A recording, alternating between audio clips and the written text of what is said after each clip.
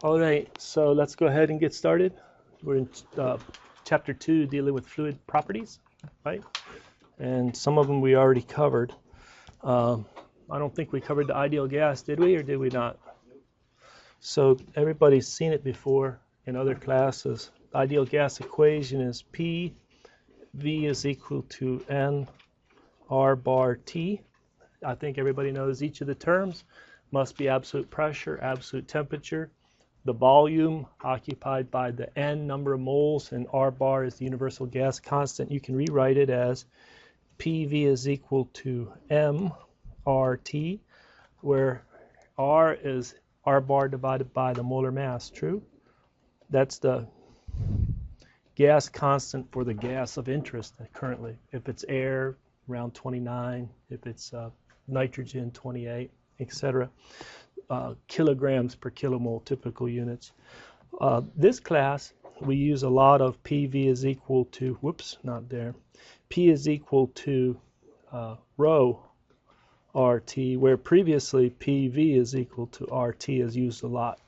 So either one of those, either use the specific volume or the mass density. True? Yeah. I don't know if there's anything else particular about the ideal gas model. We do know that it's not just the ideal gas equation, but it's also that internal energy is a function of temperature only, and that enthalpy, defined as U plus PV, is a function of temperature only as well for an ideal gas, not a function of temperature and pressure. Vapor pressure. So we know that substances, liquids, can turn into vapor at higher temperatures, and you can keep them from turning into vapor by having a high pressure. And so the thought experiment is to have the ability to add weight to a piston to increase the pressure, bring this up to a certain temperature, maybe by bringing it in contact with something that's hot, and get to equilibrium where you have some vapor and some liquid, and it's in equilibrium. Doesn't really matter the proportion, but then measure that pressure at that temperature, and that's the saturation pressure. If it's dynamically changing, where it's condensing or vaporizing, then that's not the matched or the right pressure. There'll be one pressure at which you can have a whole range of different mass fractions in the liquid or vapor phase at that temperature.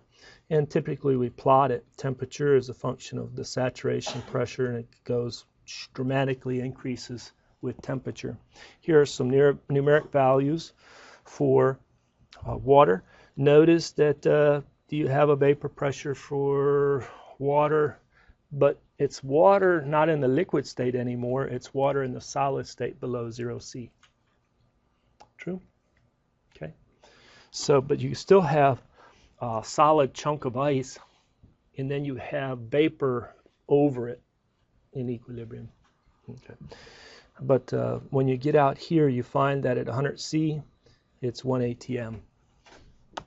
Any comments? Vapor pressure? Pretty straightforward, I think. Cavitation.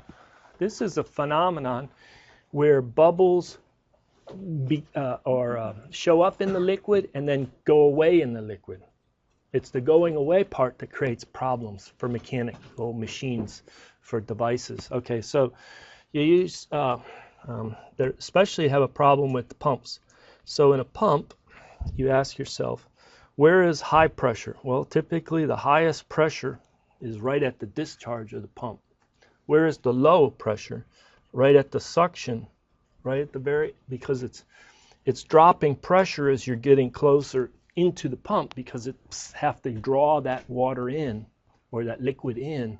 So it's high pressure up until you get right to the inlet to the pump, or inside the pump, the eye of the pump. We'll talk more about pumps later in the semester, but this is low pressure. This is where you would have a problem with the cavitation, but the fluid would be flowing along, and then it would go low pressure. Maybe some of the liquid vaporizes, creates a bubble of vapor. If the pressure gets below the vapor pressure, what's it going to want to do? Go into the vapor state.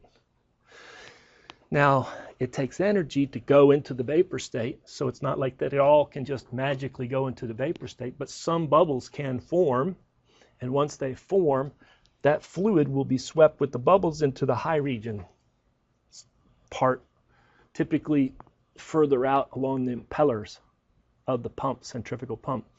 And then the bubbles aren't, the pressure is increasing, the bubbles want to collapse, they collapse real fast, and then it's like a pressure pulse that goes out, pow. And you can hear it pinging. If it's audible, sometimes it's not audible. When it's really bad, it's audible. You can hear it, okay? So you get that cavitation. Oh boy, even on submarine propellers, you can only spin the propeller so fast. And it creates such a low pressure region and a high pressure region around the surface of the impeller that it'll create cavitation in your submarine impellers. True? Anybody been in the Navy? Anybody ever heard of that at all? Where the impeller in a submarine can cavitate? Yes or no? Anybody ever heard of the man who died last year, who was a writer of many books in the 90s, very popular author and made a number of movies? What was the author I'm thinking of? He made The Hunt for Red October. What did the U.S. submarine do when they wanted to be detected by the Russian sub? Put them in reverse and spun them. Made a lot of noise, probably cavitated. Anyway, it's in a movie. It's in a book. Who died? Who was that author? Tom Clancy. Why can't I remember his name? And he only recently died. Okay. So there's cavitation on real machinery and pumps and impellers and stuff like that. So it's the collapse that creates a pressure pulse that then goes into the metal, and the metal feels not too bad, the pushing, but it's the pulling that's really hard on the metal, and it pops. It's like a popping erosion instead of a pushing erosion, right? Okay. So what's the application? What's the application? Well, what do you want to do to pumps to make sure that the pumps don't have problems with cavitation? If you have a building, high rise, and you need to pump fluid throughout all the stories, right, in a loop, where do you put the pumps? Do you put them near the roof, or do you put them in the basement? You put them in the basement. There you go. There's an application. Put them in the basement. Because then it's naturally going to have a higher pressure on the feed to that pump, okay? The new engineer starts a job, and they're given the task of a tank has some liquid in it, not much, but they need it emptied. And they have another tank that's pretty full, but it has capacity to fill it. So he says, okay, no problem. You want fluid out of this tank and put in that tank? I understand the problem. I'm going to get some pipes and some pumps, and I'm going to do this job. So he goes and he hooks up some pipes. He's going to drain it off the bottom of the tank. And because he don't know where to put it in, he'll just put it into the top of the tank. That's often, splash it in the top. And he is left with a choice. Do I put the pump here, or do I put the pump there? And why would it make any difference? Do I put the pump on the top of the second tank or on the bottom of the first tank? Intuition says the bottom, you put pumps low, but it's really from cavitation. So just think about it. If this tank, I know it's 34 feet, is atmospheric pressure, hydrostatic, we covered that, right? But you definitely don't want to try to pull water up, suck water up a straw or a pipe a long distance. You're going to have problems with cavitation. Bad. Location for a pump. Good. Location for a pump. Here's another application. A lot of times we have to put water through a device called a boiler. And then once it's in the boiler, we push it out and we push it through some systems. Maybe the water comes over here, and maybe it gets cooled off because it provided some heat to a building, and then maybe it goes over here, and then it finally has to come back to the boiler. Well, the water's not going to go in a loop for free. You have to put a pump in it to overcome the resistance, true?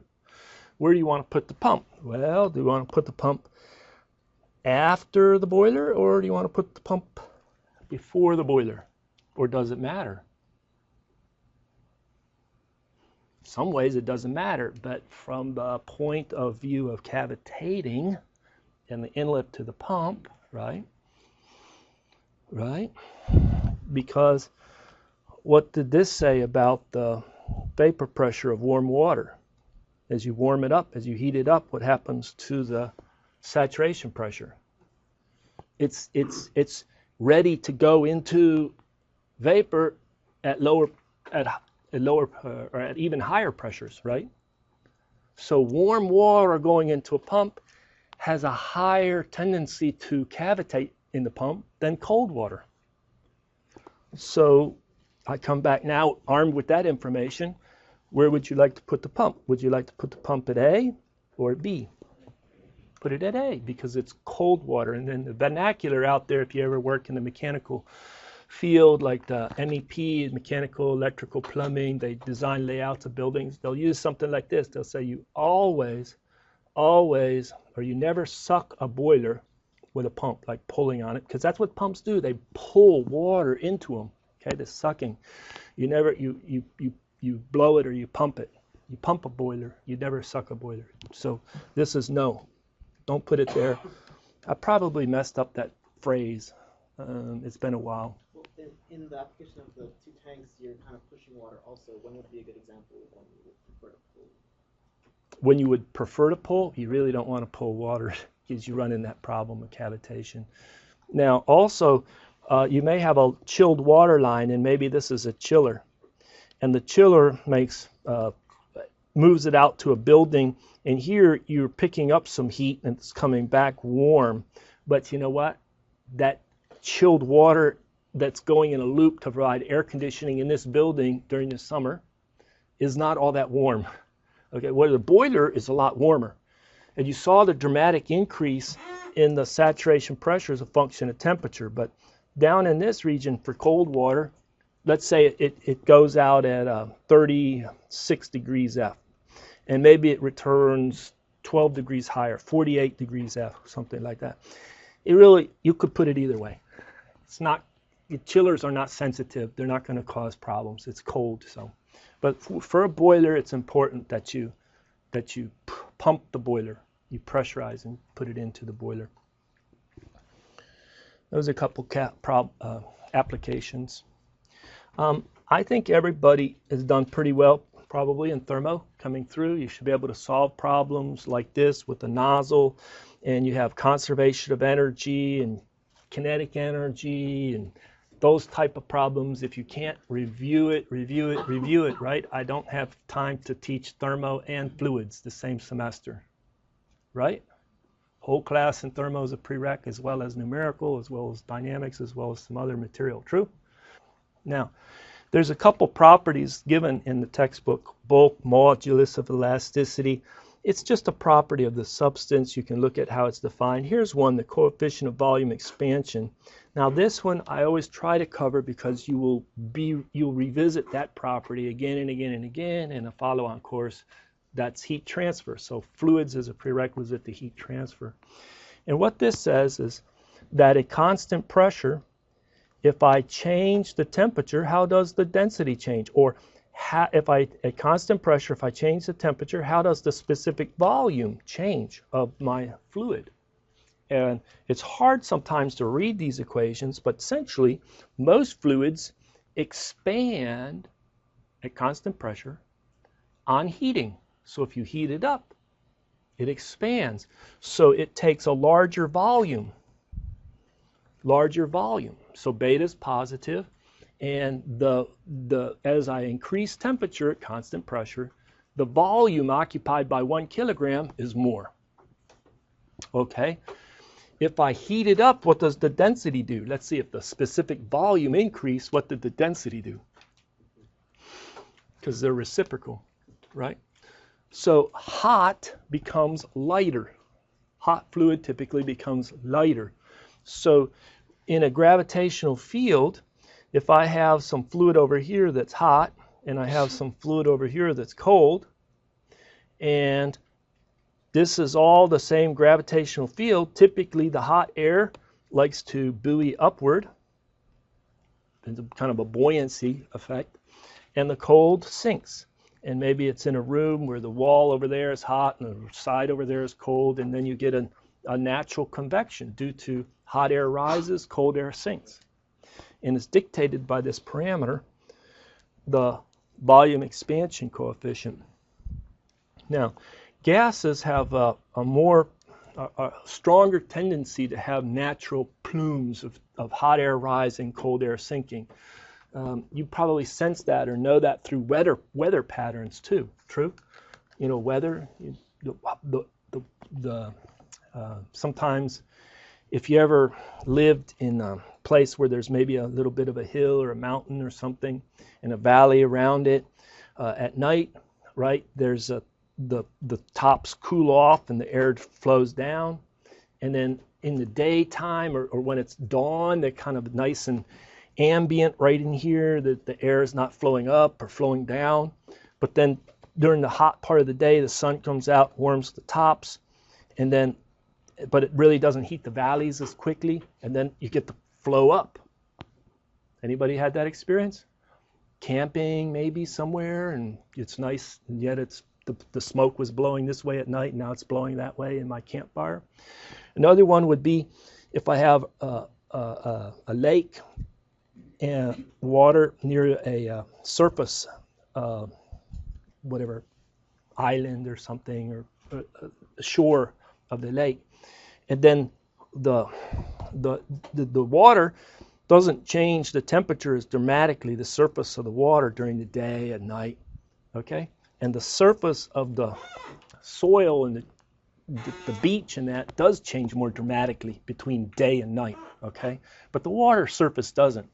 And so you'll get where you get the water, the airflow coming in, because this is hot and this is cooler, and it'll flow in certain times. Anybody a beach person? When does that happen, night or day? During the day, the breeze naturally comes in. I know it can be dwarfed, but we're talking naturally it's steady. We don't have a big front moving in, and you get this breeze, right? And then at night, does it shift? See? Yeah? There's an example where this parameter describing the buoyancy of air, hot air rises, cold air sinks. So this parameter, what you can do is apply the ideal gas model. What was the ideal gas model? Maybe we want to use rho is equal to P divided by RT. Is that a good representation for the ideal gas? Let's go ahead and practice our mathematical skills and do a little differentiation. So I take that and I want to do the derivative of rho with respect to T holding pressure constant. Is it negative P over RT squared? Thumbs up if you agree. Yeah?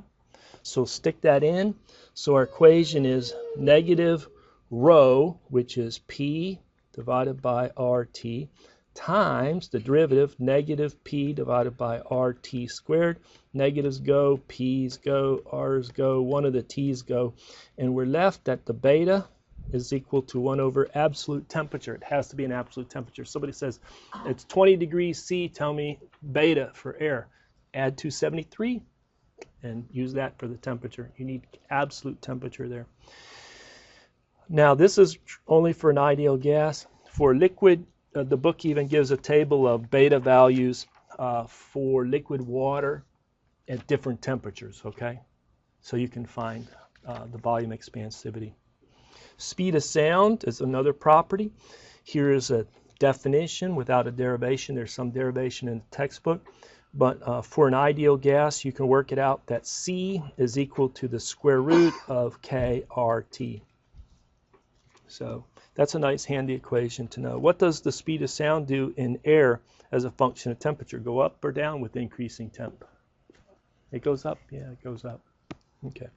If you needed to calculate the speed of sound in water, first of all, you'd try and look it up, right? But you would have to, from thermodynamics or from fluid mechanics, you would want to calculate that derivative. How does the pressure change as a function of changing in density, holding temperature constant? Water hammer. Who's been in a house, washing your hands, shower, kitchen, something like that, and you turn off the water and it's just a quick boom, moving down the handle or rotating the handle. You don't have, it doesn't take you much. You can turn off the water pretty quickly, right? Boom. And then if you do it real quick, you can hear this boom, boom, boom, boom. You can hear like pipes rattling, right? Been there? Heard that? Okay. Yeah. Some houses have even more. That's an HVAC problem. That's a damper moving, and then it's vibrating with the flow across it. That's why you get that sound. But thank you. But typically those happen when you have water flowing in a pipe, and if water's coming out of the faucet here at a certain speed, what's it doing in the pipe over here?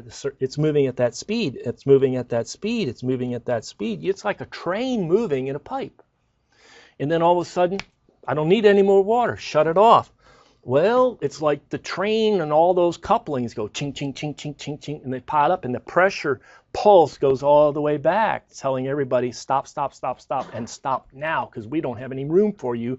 Liquid water is pretty incompressible, right?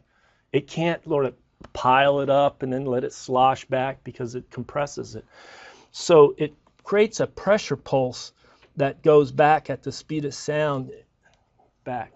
And that pressure pulse, when you get to especially a bend or a union, it can wreak havoc, like popping into the system. Okay. Downstairs in the fluids lab in that corner over here, there's a very big experiment, about 6 foot, 8 foot in diameter. I think it's 3/4 inch copper line that the guy ran, and I don't know how many loops he has. The experiment, basically, you turn the faucet on, the water starts running, it finally comes out the other end and spills and just goes down the drain. You say, hey, it's kind of a boring experiment. It is, until you take the valve on the outlet and you shut it. And then you can watch the whole thing rattle. And you can hear it roll down that spiral as a water hammer experiment. Yeah.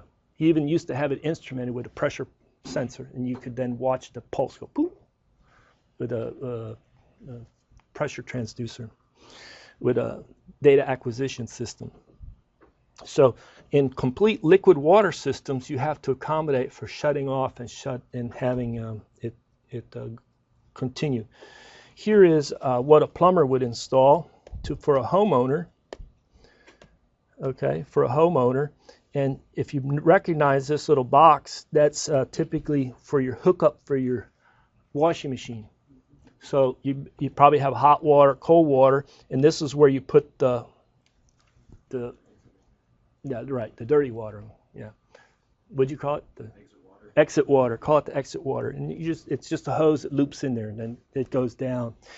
Well, those washing machines don't have an individual doing it. It's an electric solenoid valve. It's pretty fast. And so that would create a shock through the system, a water hammer effect. So what you have to do is you put something like this to help modulate or knock it off. And all it is a place for the thing to expand. It's like a shock absorber. And they're easy. They're probably just gas filled. That's all. And a lot of plumbers, what they'll do is they'll come in, they'll put a T in, come up and dead end it, and then go to the faucet. So it's that when that faucet is turned off at the house, right, the pressure pulse is coming, but this is all filled with air, and it just can absorb that shock without having continuing good down. Okay. If anybody ever worked with the plumber, anybody do that? Plumber's apprentice? Did you ever stub in any of those little? No. Well, on a new construction, I'm sure they stub them in, and you can even buy these special to arrest that pressure. Water hammer. The first time you look at it, you think, did the plumber make a mistake? You know, was he intending to put another faucet here, or why did he do that? But there's typically a reason for some of those things when you observe them. Here is a huge one. It's in the textbook. And what do you think is in this big cement structure? Air. So it can absorb that rapid stop and not break things. Okay. This is probably their water pipeline there. Okay. Yeah. Yeah, I'm sure it does. Well, you know what? I don't know. But the pressure in here, if he doesn't have a lid on it, and this better be more than 34 feet if he wants to have pushing it with 15 psi. So it all depends on the pressure of his system. He may have such a low pressure, yeah, he could leave it off. And then it would just have a water level float, which would rise and fall. You know, I'm looking at it. Doesn't it look like concrete? So he probably is low pressure. And so it's more than 34 foot, so it's probably good. You get a lot of water hammers not in just a liquid-only system. You get a lot in steam systems. And so in a steam system, you have typically you send out steam. It's in a vapor form, and it goes to some device, and usually you get the heat out of it, and it wants to go back to the system in liquid form. It's condensed. A lot of times you put a steam trap right there. Steam trap says only steam, stay back, only liquid can go, right? What'll happen with the steam trap, it's periodic. It'll build up some liquid. It'll say, okay, great, you go. And then the liquid will pass and it'll stop again. Nothing will get through it. It'll hold it there. That's a steam trap. They have some really good videos. You can look on YouTube and see how a steam trap works. There's different designs. But so this is supposed to have condensate return. Every now and then the steam trap fails, and what you'll have is you'll have vapor flow back, some vapor that's leaking back as well as the condensate, right? Well, now you've got slow liquid in the bottom of the pipe, and over top of it, what's rushing along? Steam. Just like at the ocean or the lake, when you have a very windy day, what does it kick up on the surface? Waves. Inside the pipe, kicks up waves. The pipe's only so big. Going fast, it kicks up waves, and then it fills up too much. Now the gas behind it takes a slug of liquid and starts throwing it down. And when that liquid gets to an elbow and a turn, it doesn't negotiate like the gas does. Its liquid is high inertia. It goes bang. And so in the steam systems, water hammers are much bigger problems, and they're much more damaging to the system.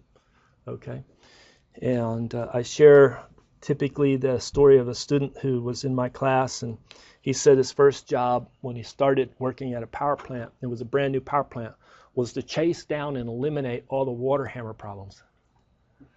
Because, you know, you have a new design and you don't anticipate it to go every way. I mean, and then boom, you got some water hammer issue over here.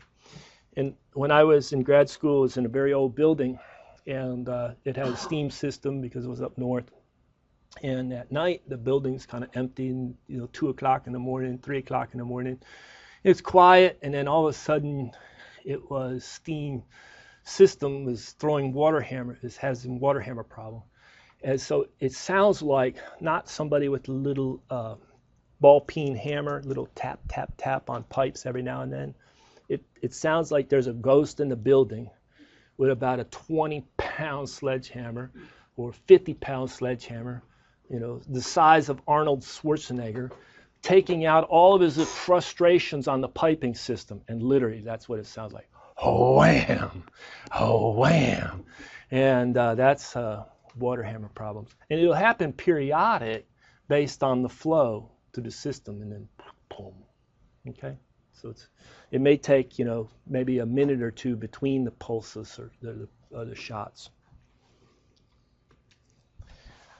I wonder how many people in this room end up in jobs where they have to deal with cavitation and water hammer problems. Maybe a few. Never know. Now let's talk about flow between two parallel plates. We have one bottom stationary plate. Bottom, it doesn't move. Okay? The top is moving at speed v. In between is the fluid of interest.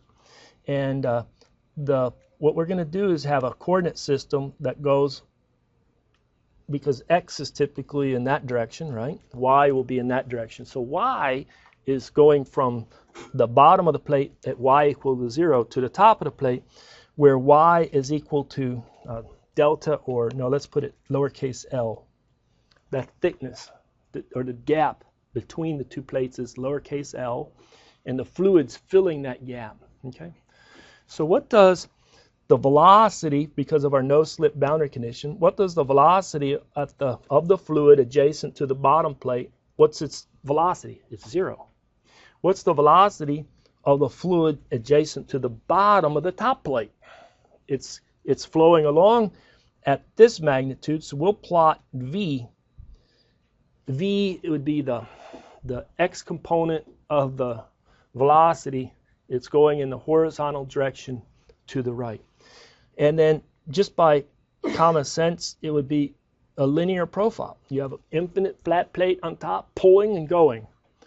And so you just have a linear profile through that fluid layer. Does the linear profile make sense? Would you expect any other?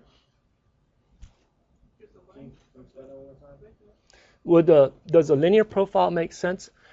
If I would have a high pressure over on this side and a low pressure on that side, and the top plate didn't move, I would have a different velocity profile. The velocity profile would probably look like that, a bullet, some quadratic shape, right? Because the top plate doesn't move, bottom plate doesn't move, high pressure on one side to force the fluid through. It's going to be no slip on the top, no slip on the bottom, highest in the middle. But this is no pressure pushing it. There's no pressure. It's all just the top plate pulling. Okay? And so that's why we get that velocity profile. Does that make sense? Everybody? Okay. So the velocity profile is like this. Can we express the u as a function of y, which is an equation, an analytic expression for the velocity as a function of y? Well, when it would be cap v, that's the velocity at the top, divided by L times y plus 0. Does that equation look sense? So if I put in y equal to 0, do I get u is equal to 0 at the bottom? If I put y equal to L, do I get cap v? So that works. So that's our velocity profile analytically. True? Now what's happening is this fluid is being sheared. Okay? Because it's a real fluid, it resists shearing, but it's not going to stop it. It's not like a solid where it wouldn't continuously deform. It'll continuously deform, right? But a solid would, okay, you give me some shear, good. You've made me deform, but I'm not deforming anymore, and I'm at a stationary point. But the fluid will continuously deform. So our shear stress is what's transmitted through those layers, okay, of fluid. And we use the symbol tau for the shear stress. It's a force per unit area. Which direction is this force? In that direction, the x direction, the horizontal direction. What is the area? I have to kind of turn and look down. It's a projected area looking down. It's looking down would be the area. Does that make sense? Okay. What is our rate of deformation of the fluid? Well, it's the rate of the change of the speed as I go up and up the y. Okay? So for this problem, the rate of deformation, I can analytically, because I have the velocity profile right there, I can analytically compute it. It's going to be the change in u with respect to y, which is cap v over L. True? Okay. For a Newtonian fluid, a special fluid, gases, liquid water, most liquids, oils, most oils behave very well. I know that it's not perfect to the nth digit, but as Newtonian fluids. In a Newtonian fluid, we'll explain more, but it says that the shear stress is proportional to the rate of deformation. So tau is proportional to, that's a symbol for proportional to. You've seen that in mathematics? That symbol looks like an alpha, but it's proportional to du dy. We turn that into a an equation. I know Newton did a lot of things, but hey, it's a law of viscosity, and sometimes people say Newton's law of viscosity. So it's equal to the constant of proportionality, mu, which is a characteristic of our fluid. And that characteristic of our fluid is our viscosity. So a viscosity is a property of our fluid, just like our mass density or our specific heat or our, speed of sound in the fluid. Okay, so viscosity. Let's do this. Let's chase our SI system of units. What is tau in units? Meters, newtons, joules, whatever it is. Force per unit area? Newton per meter squared. All right. What is our unit for U, just our speed? Meters per second. All right. So we take the, meters per second. We take the change in U divided by the change in Y. That's that derivative. What's the unit for Y? Meter, length, meter. Okay.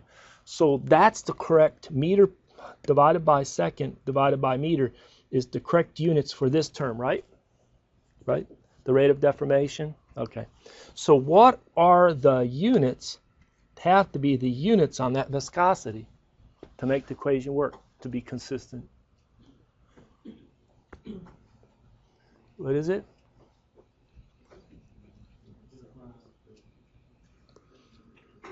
Newton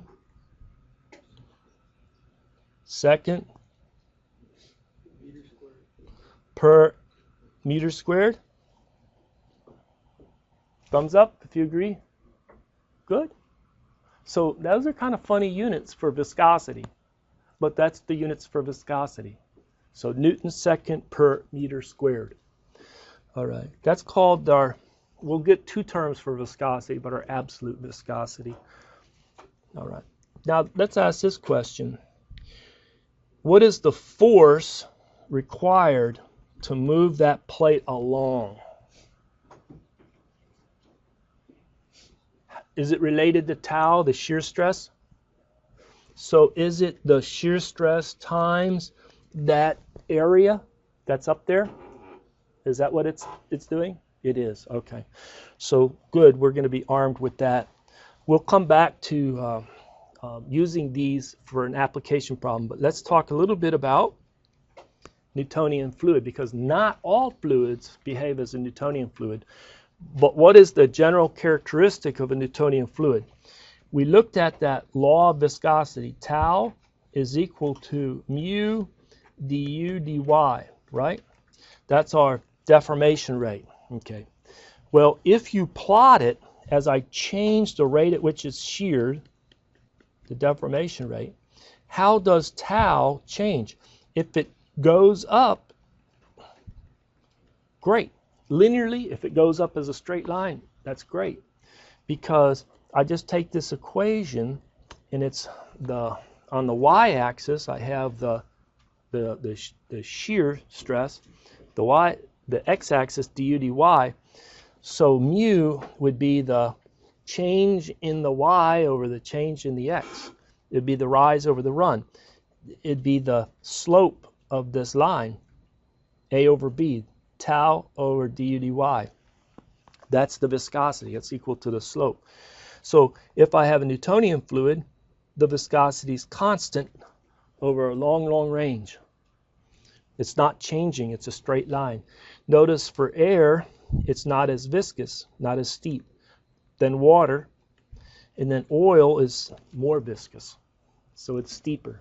I know these are exaggerated, but there you go. Now you can have some fluids which exhibit some very interesting behavior.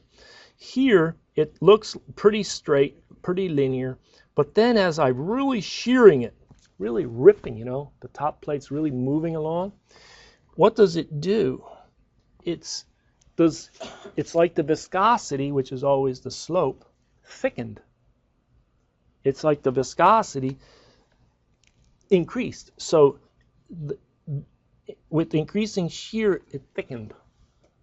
And so you can make this type of fluid by adding water and cornstarch, and you can reproduce it in the lab. A Newtonian fluid, again, would be straight line over the whole range of interest. Here's one as you're shearing it, but you increase the rate at which you're shearing it, it thins. It thins. It's like the viscosity goes down, not increasing a high rate. And then you have some fluids that unless I give it a minimum shear, it's not going to do anything. It's going to behave as a solid. I have to give it above this value of shear before it starts to really undergo a continuous rate of deformation. Look at this. They say ketchup behaves as a viscoplastic fluid. Ever had that experience? You take the ketchup and you have to squirt bottle for the ketchup or mustard, and you hold it there. Nothing comes out. You squirt it, right? That gives it the impetus to come out. You've overcome, and now it'll flow. There's a number of mechanical engineers end up working in food processing.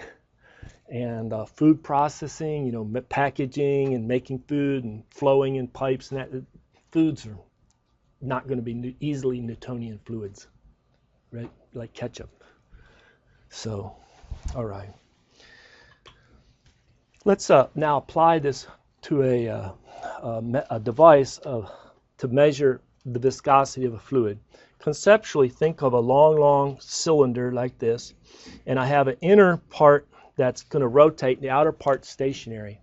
And the book has grossly exaggerated the thickness, let's put it L, of the fluid that would be between the rotating part in the middle and the stationary cylinder, okay?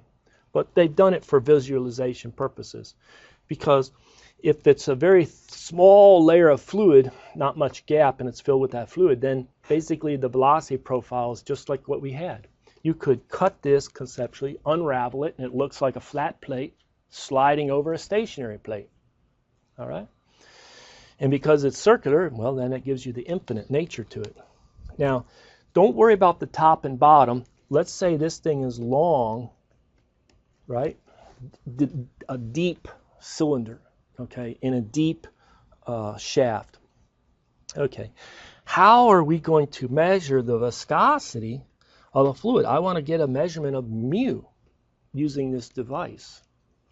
Well, this device is going to rotate at a constant rate, let's say 300 revolutions per minute, that inner cylinder, right?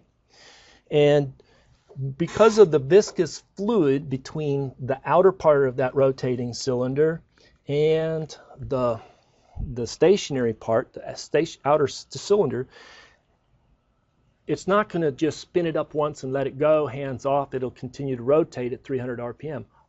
What am I going to have to continuously apply to continue to keep it rotating at that rotational rate? What am I going to have to apply?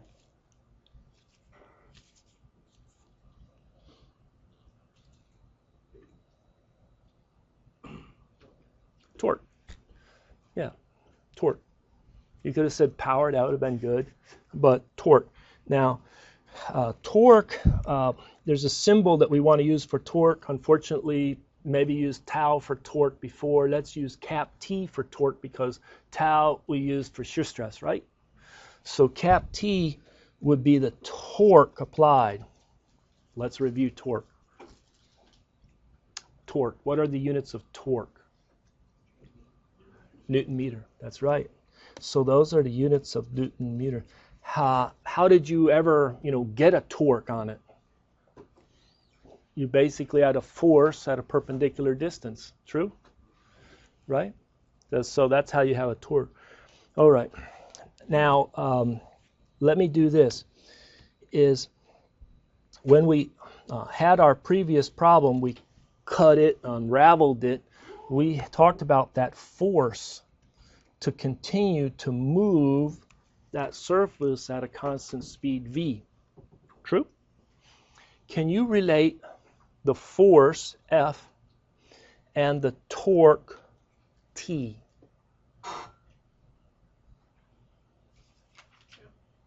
What would it look like? What would that equation be? So the force, you're saying the force is equal to the torque divided by? Okay, what length? I have this cap L, I have this lowercase l, and I have this cap R, which I just covered up, this R. And the difference between R plus L is much, much smaller than R. So I'm not worried about R inner, R outer. It's just one R. Okay. So you guys are working with me. Which is it? So divide by R? All right. Do you agree? Does that make the units look good? Right? Okay. Now, let's do one more. This is n dot, true? 300 revolutions per minute. Some n dot is so rotational speed.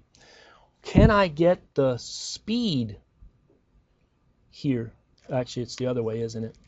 Can I get the speed v in terms of n dot? What is the speed v in terms of n dot? Okay, so it's right. So v is equal to omega r, right? And because omega would be how many radians per second, right? So what we do is we take n dot, which is in units of RPM. It's actually, let's do this. Let's just say it's 300 RPM. And a revolution is 2 pi radian. And revolutions per minute.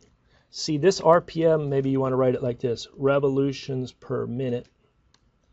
And then, so the revolutions cancel, and then the minute is 60 seconds. And so omega, you calculate to be, get rid of this 0, 630 divided by 6 is 5, 5 times 2, it's 10 pi radians per second, omega. So you work through the RPM and get it radians per second. Now I can just multiply that by R, and I have V. True? Very good, very good. Okay, now, what is the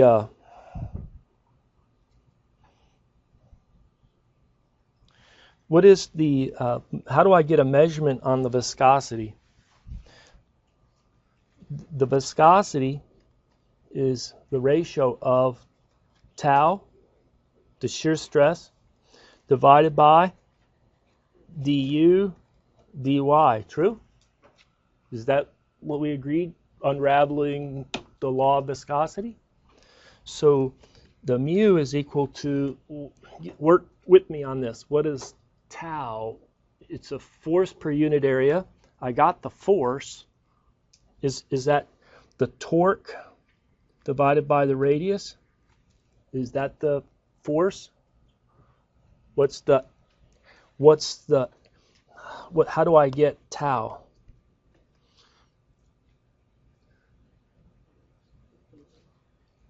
Force per what?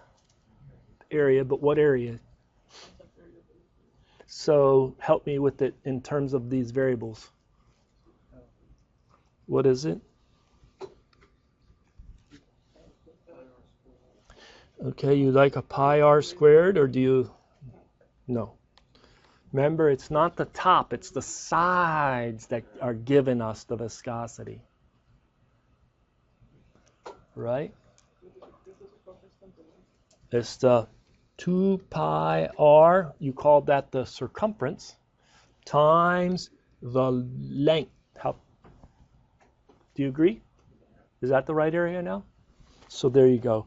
So now, if you wanted to get the measurement of the viscosity, you say, okay, good. Give me the force, which is the torque divided by the radius, 2 pi RL, right? So now we can put that into the equation right here. So it's going to be the torque divided by 2 pi R squared cap L. And then du dy. What is du dy? Cap V over L. So you say, okay, give me the measurement of L. Give me the measurement of V. Give me, did I work out what V was? Well, it's omega R, right? So if you want to get rid of that, you put omega R right there. True?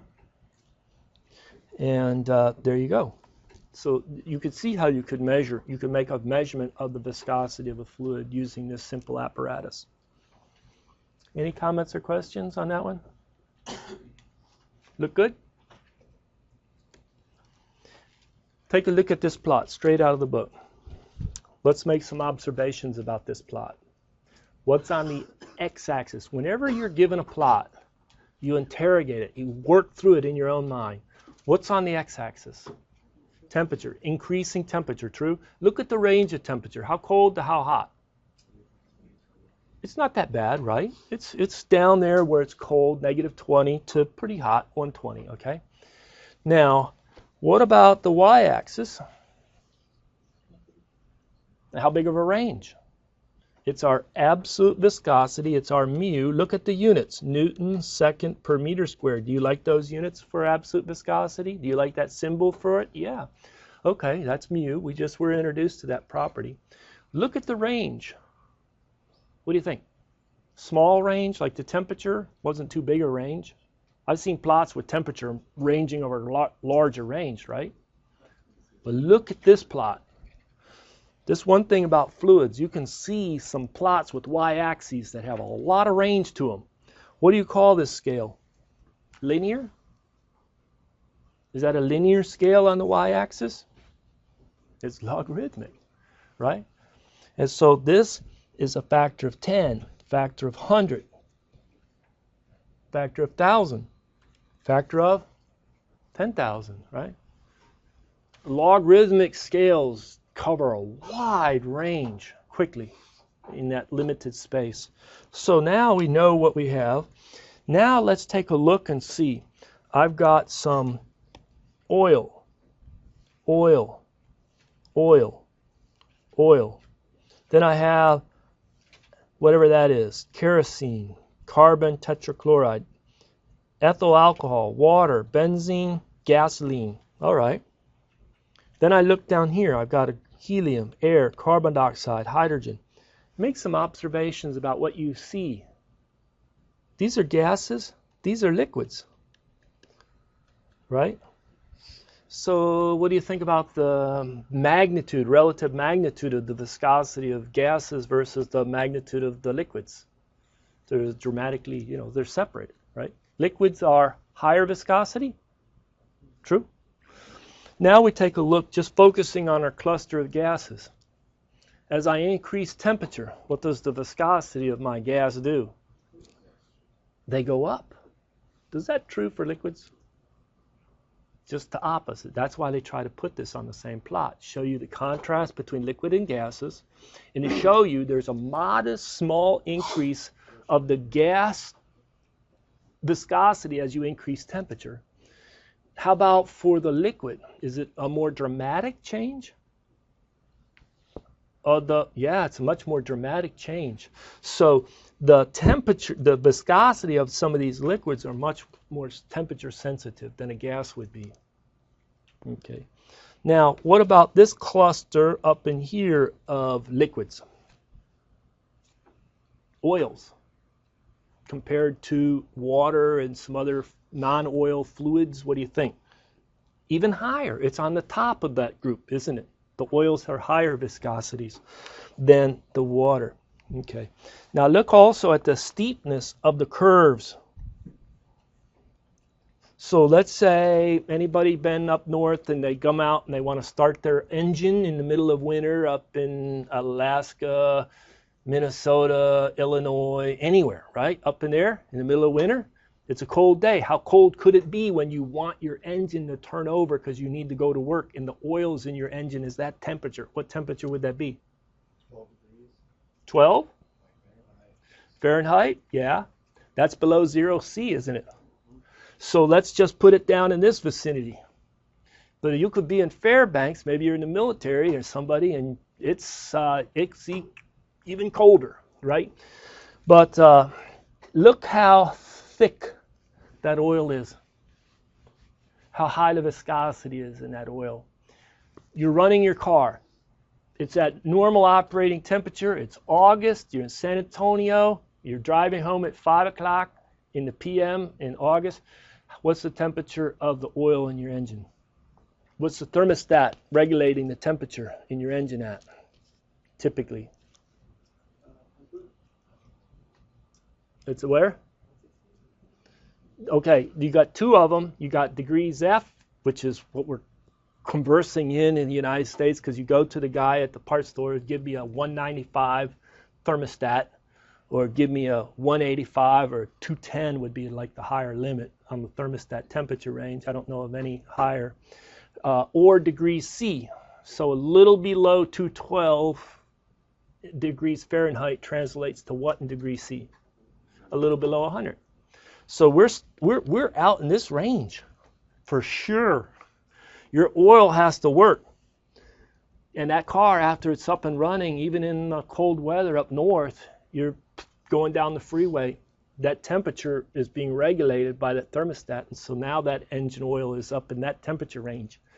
80 degrees C, 90 degrees C. Look at the change in viscosity. If you ran just SAE 30, can you even buy SAE 30? Sure you can. It's just not a multi-grade, it's a single grade oil. But what type of oil do you put in your vehicles? Have you gone to the place, you know, what do you put in? You just pay the guy at the Jiffy Lube. What do you put in? 5W20, 5W30, that's common. Yeah. Anybody else? And so what are the two numbers? It's a multigrade, right? They're telling you it behaves like a 10 weight when it's cold and a 30 weight when it's hot. 10W30. Multigrade oil. And then what do you think a 5 weight's going to be doing at cold? It's even lower. It's even lower. And then 5W30. So it would kind of cut, you know, across. It wouldn't have such a steep dip or change in the viscosity, because that's pretty hard and brutal on your engine. Okay, there's a lot to glean off a plot like this, and hopefully it was. Now, what about mercury? What about mercury? Well, mercury is a metallic. It's like a liquid metal, okay? I don't have the thermostat. Maybe I'll bring one in. But you can see liquid mercury if you have an old thermostat. Take the cover off. There'll be a glass bulb in there. And it rotates and shifts like this. And the little blob of mercury goes to one end. And then it has two connectors. And the blob of mercury, because it's electric contact, says, oh, I see a signal. Turn on the heat or turn on the air conditioner. And then the glass bulb will rotate again. And the mercury will shift to the other end. The two connectors will click. And then, boop, you know, and take off carefully the cover off the older thermostats in your homes, the old White Rogers thermostats. Look in there and you'll see it. And I share with students, you know, this is why you don't throw footballs, baseballs, or basketballs when you're a teenager in your mom's house. Yeah, you break the lamp, but you smash that thermostat. What happened to that little drop of mercury? You're not going to clean it up. It's now spilt in the carpet and spilt in the wood, and maybe there's a crack and it went down there. And that little chunk of mercury is going to be sitting there vaporizing and sending off vapor fumes, and you're going to breathe it, your family's going to breathe it. Don't throw basketballs in the homes, right? It's, you know, not good. All right, but that's why this is very flat, and it's a lot different fluid, but it does have viscosity, like a lot of fluids do. Okay. Capillary rise. So capillary rise you can put a, let's say, a glass tube into some fluid, right? Maybe I should change the color. Into some fluid. And some fluids, the fluid likes to wet the glass. And it'll actually come up a little bit like that, up a little bit like that, and it'll come up like that, where it'll actually be drawn up into this small glass tube. That's a capillary rise. True? So what is the equation for that? Let me see. First of all, you characterize the angle of that contact with the glass. Here it's wetting that surface. It wants to attach to it. Okay? That angle is given by angle phi in the textbook. Sorry I didn't leave enough room up there, but here is another fluid. Let's draw this fluid right here. And you stick the glass tube into it. In this one, doesn't like the mercury. Or it's like mercury. It doesn't like the glass. They'll have a depression and a depression. And the mercury will be like this. Depression. All right? And here, that contact angle is greater than 90 degrees. Or here, the first case where it wets is less than 90 degrees. Okay? Well, you can calculate the equation for the height of the capillary rise. Okay? What is that equation? Well, do a free body diagram of this column of water. Okay? And, or fluid, just leave it alone. What is the pressure acting on the top? I know it's curved, but a projected area, the pressure on that projected area. And then how does it compare to the pressure on the bottom right here of that column? Is there any pressure difference? Atmospheric pressure on the top, and then because this fluid's all at rest, it's atmospheric pressure out here acting down. Hence, on the bottom, it's the same pressure. True? So there's no pressure difference. So what pulls this fluid column up? It's a ring of force. I don't think I'm going to draw this well, but a ring of along that line of contact, right, of force pulling it up at that particular angle. Okay, so this force, okay, that force is the surface tension, sigma, times the length, 2 pi r. Is that the circumference of the contact between the glass surface and the wetted? Yeah. And what we want to do is we want to pull off only the z component. If you want to pull off only the z component, then it's the force in the z, right? That would be the magnitude of the force times the sine or the cosine of theta. Cosine, you're right, cosine of theta. See that? So that's our upward pull. What does it have to balance? It has to balance the weight, doesn't it? Doesn't it have to hold up that weight? And what is the weight of our fluid? Is it going to be the mass density times the volume, pi r squared, times the height? Hey, that's how we're going to get the equation to calculate height, times g. I'm going to stop and pause right there. Is that good? Pi r squared, height, rho g. Look good? All right. And so in equilibrium, they're balanced. And so W is equal to Fz. So you just do some algebra. Rho pi r squared Hg is equal to surface tension 2 pi r cosine theta, which gives what? Height equal to 2 surface tension with the solid divided by the rho g r, and cosine theta. Okay. Right. Put a subscript S on there. Okay. So that's that contact. Now what happens if it doesn't like to wet it? It's a non-wetting in this case. Well, the cosine theta is above 90 degrees. It turns into a negative quantity. It pushes and it predicts a negative H, a push down.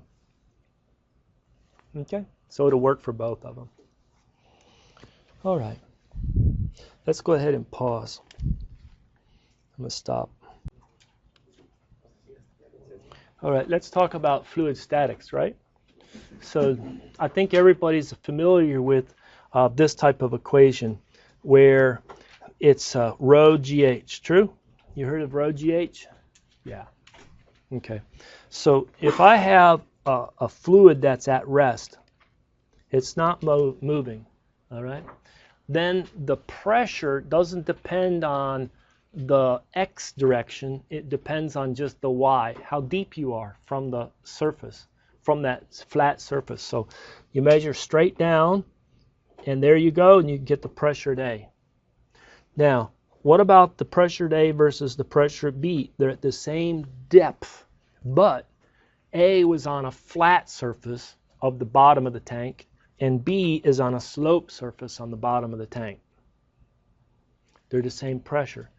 Now, I know they changed the format of the Fundamental of Engineering FE exam, right? Fundamentals exam for engineers. As you graduate from an ABET accredited mechanical engineering program, you want to pursue getting licensed as a professional engineer, right? First step, got to pass that exam.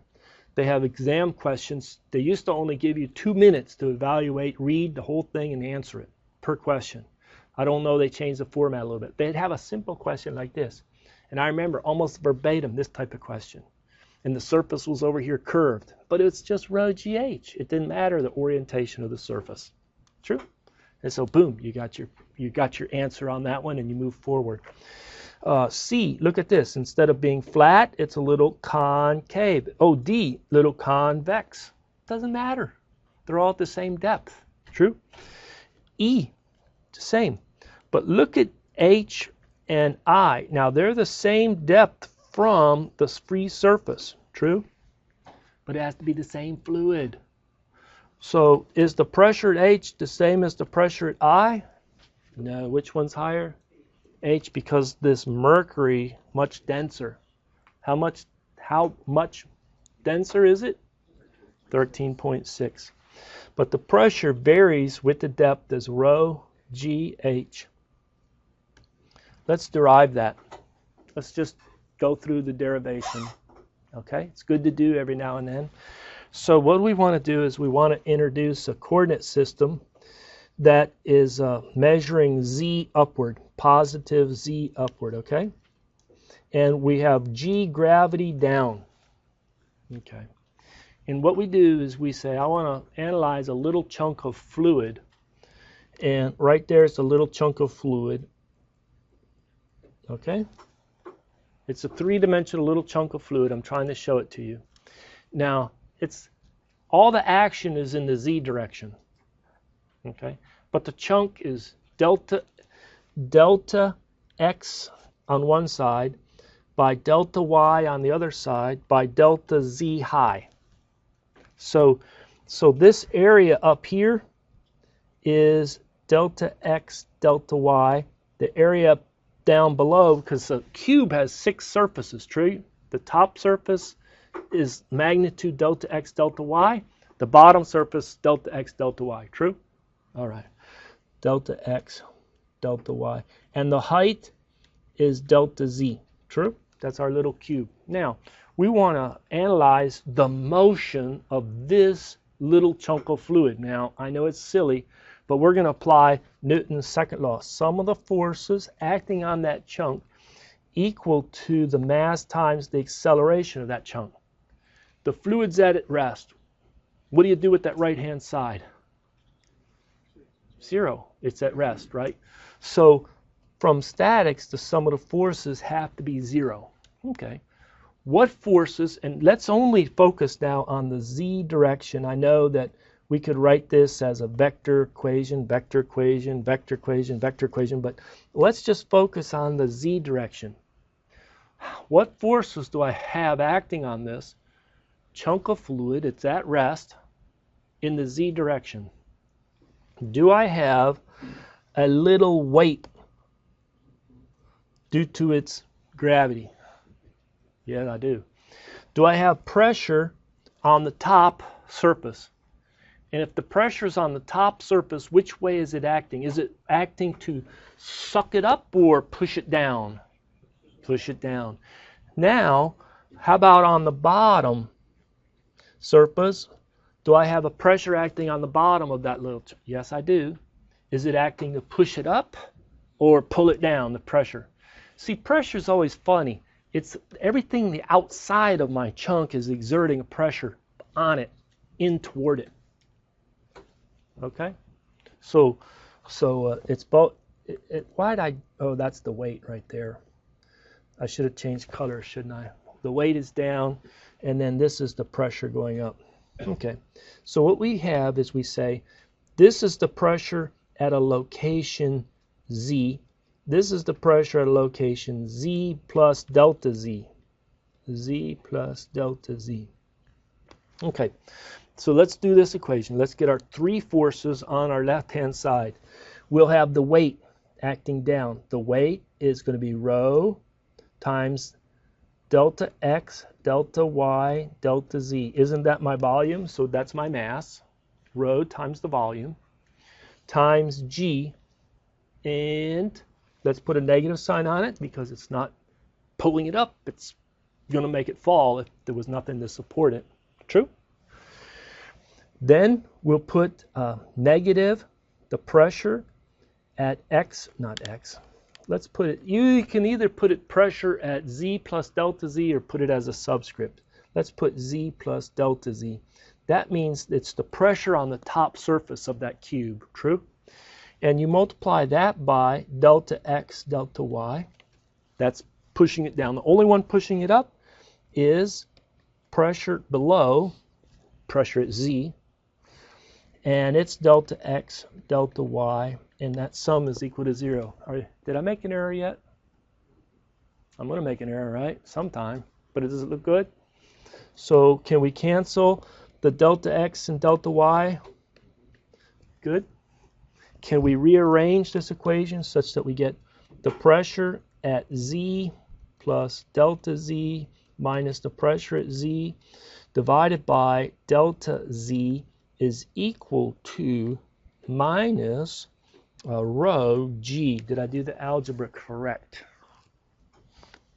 There's a couple steps there, but did I do it correctly? Thumbs up if you agree. Good? Good? Anybody else? Did you follow? Okay. We take the limit as delta z goes to 0. That quotient from your class in calculus. The fundamental theorem of calculus, that's the derivative. That's what it is. And so this is the derivative of pressure with respect to z. True? So there's my equation. That's a differential equation. It's a very simple differential equation. You wish the people in teaching the math, EA1, would have given you that on your final, right? Give me this equation. It's easy. I can solve it. So this is my ODE, my ordinary differential equation. I have an initial condition. What I'm going to do is I'm going to do it right now. I'm going to introduce z equal to 0 at the surface. 0, right there. It's going to be convenient. Z is still positive everywhere upward, right? But if now I'm going into the fluid, guess what Z is? Numerically, it's a negative quantity. True? Because I put 0 at the top of the surface. Okay. So what I'm going to do is I'm going to say the pressure at Z equal to 0 is atmospheric pressure. I have some boundary condition, first order ODE. I'm ready to flex my mathematical muscles and solve this one. What's the strategy? You tell me. to solve an ODE? Separate and integrate. That's so simple, true? Separate and integrate. So what we do is, hopefully I have enough room right here, is you get dP is equal to minus rho g dz. Did I do the separation okay? And now I'm going to go ahead and integrate both sides. I can put the negative rho g outside the at integral because they're constant, right? They're constant. They're not. Rho doesn't depend on the depth. It could for a different problem. If it did, it'd be more complicated, but it doesn't. And so we go from something to something. Let's do this. Let's start at negative h. Isn't that? I can start at negative h and go to 0. You can do that. Or you could, oh man, let's just do that. Go from negative h to 0. What is the pressure at negative h? That's the question. It's the pressure at negative h. And what's the pressure at 0? That's ATM. So what we get is we get the pressure ATM minus the pressure at negative h is equal to negative rho g times 0 minus h. So what we get is the pressure at a z equal to negative h is equal to pressure ATM plus rho gh. I think I did it right, but I crammed out of room.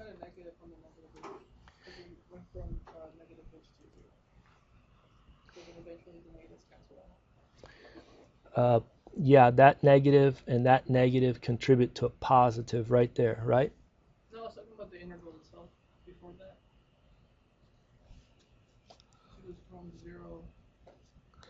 Well, I can leave the negative here, or you're right, I could do rho g integral from 0 to minus h dz, right? I could do that too, but I think, is this okay? And so what it is you say z is a negative h, or you just say the pressure at depth h. The pressure at depth h below is equal to the atmosphere plus rho gh. All right? So there's another way to solve this problem too, not going to a differential equation, then integrate and separate. What do? You cut yourself a free body diagram that's like this. You have pressure atmosphere on the top, you have the weight, and you have the pressure on the bottom, and this is a cylinder, if you want to do it that way, whatever the cross-sectional area is, doesn't matter, of length or height h, true?